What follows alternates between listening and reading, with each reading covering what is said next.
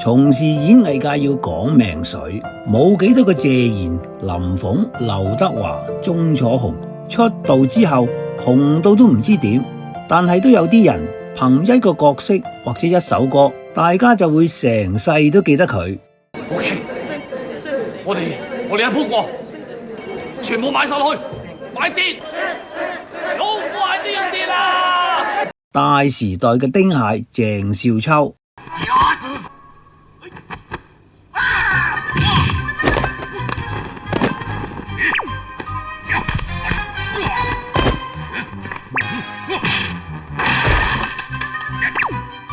僵屍先生嘅林正英，當年相戀意中人，大家性情感，早中愛近極親密，深深相印互信任。當年打鑊李克勤嘅李克勤，一人有一個夢想，兩人熱愛漸迷惘，三人有三種愛找各自。一人有一條臘腸嘅黎瑞恩，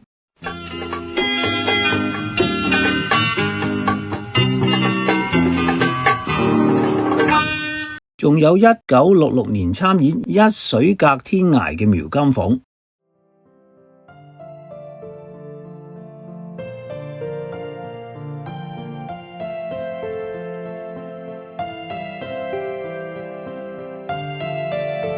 苗金鳳可以講得係繼林鳳之後另一個初登銀幕就令觀眾眼前一亮嘅影星。當年佢參演《一水隔天涯》，雖然隻同名主題曲係由韋秀嫻代唱，但係由於歌詞道盡離別分隔之情，加上朗朗上口，所以響往後幾十年仲有唔少人識得唱返幾句。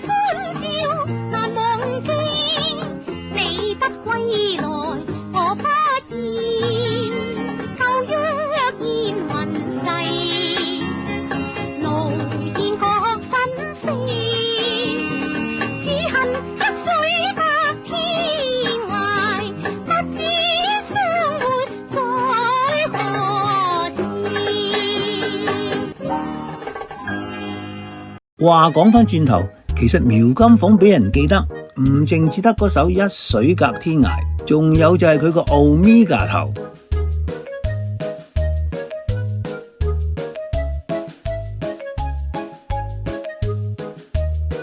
Omega 係一個希臘字母，相對於英文字母 Z。I Cantonese 愛廣東話。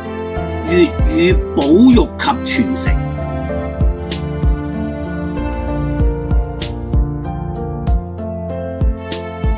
如果覺得內容啱睇嘅 ，subscribe